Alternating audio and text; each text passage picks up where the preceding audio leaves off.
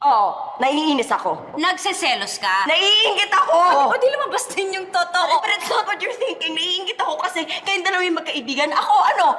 Pwera ako. Nawalan ako ng kaibiganan mo kung bakit. Dahil nag-iba ka. Nagbago ka! Nagbago ako kasi yun ang gusto mo, di ba?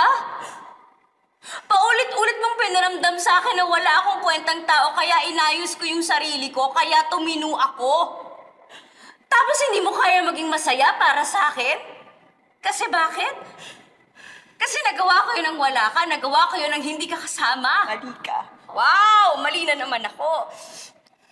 Kasi ikaw yung palaging tama. Kasi ikaw yung nakaangat sa amin.